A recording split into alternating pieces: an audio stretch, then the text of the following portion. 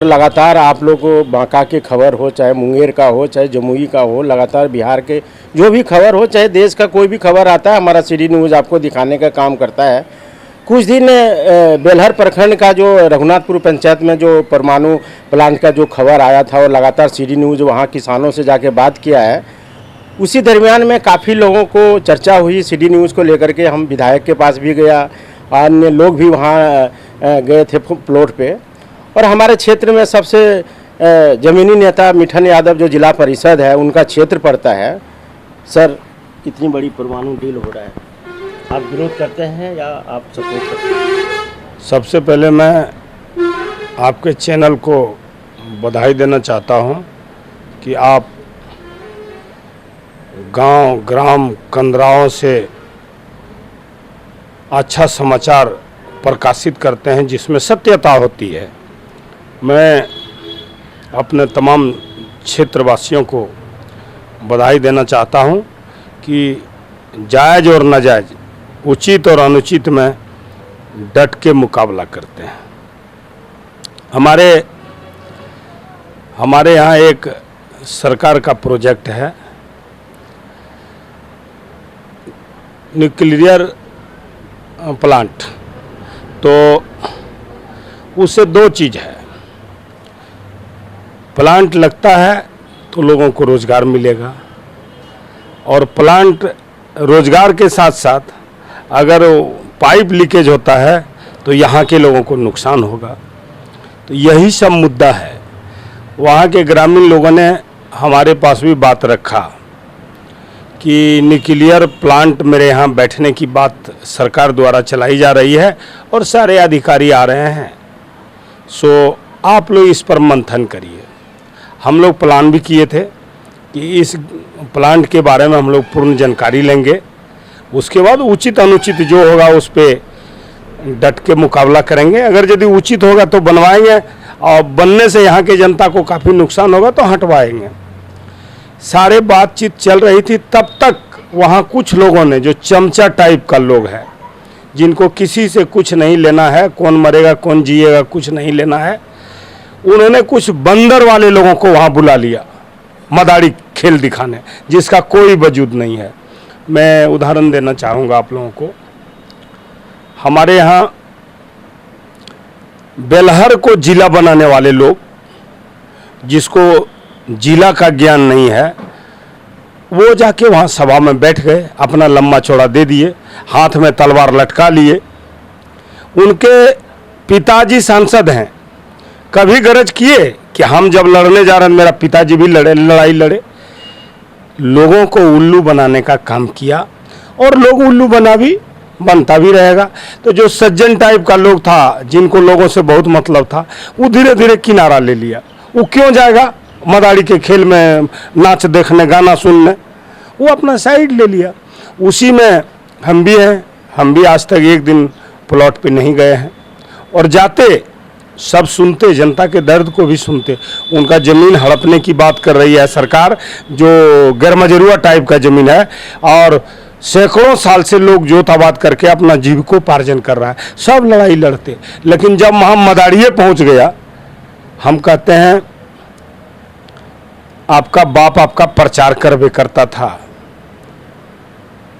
तो आपका बाप जाके जनता के पक्ष का लड़ाई नहीं लड़ सकता है। और मैं साफ बता देना चाहता हूं, हम लोग सरकार में नहीं हैं, हम लोग सरकार से बाहर हैं। हम लोग विरोध ही प्रदर्शन कर सकते हैं, करना ना करना सांसद और एमएलए दो प्रतिनिधि का ज़्यादा जिम्मेवारी है। वो दोनों जाने, जनता रहेगा, जनता लूटेगा, क्या करेगा, जनता ने उनको चुना भी है। मेरा यही कहना है।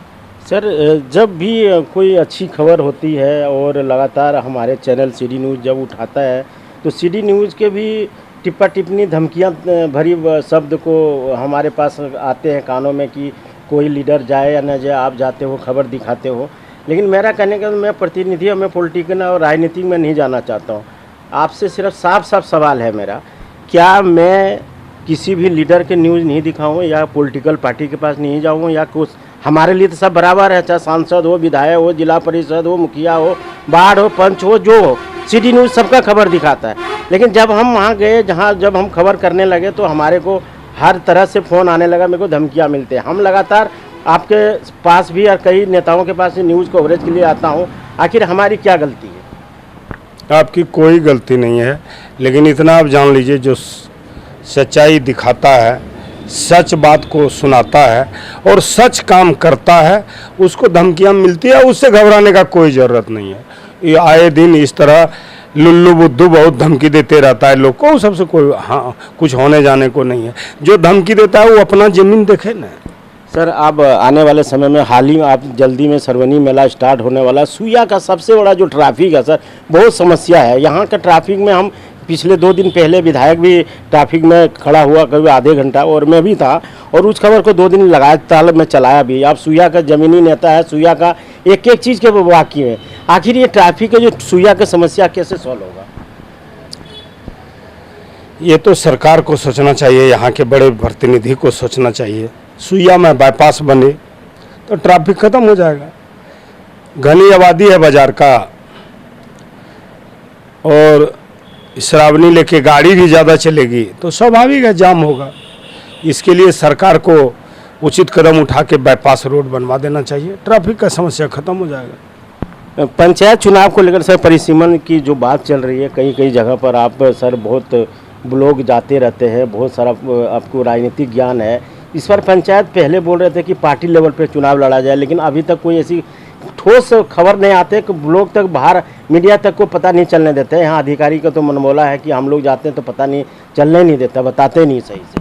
क्या कहना है आपको पंचायत चुनाव को लेकर? अधिकारियों का ही राज है, और जो नेता अपने आप को कहते हैं वो अधिकारी का चमचा है, नेता नहीं है।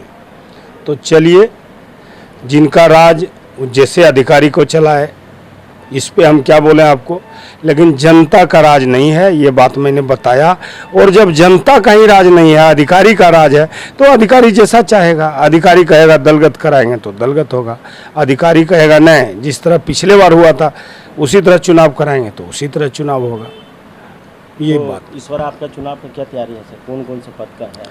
अभी क्या तैयारी करेंगे हो, अभी तो वो आपका जो रोस्टर चेंज होना है आरक्षण का, वह भी सरकार नहीं करवा पाई है। तो अभी क्या तैयारी करिएगा?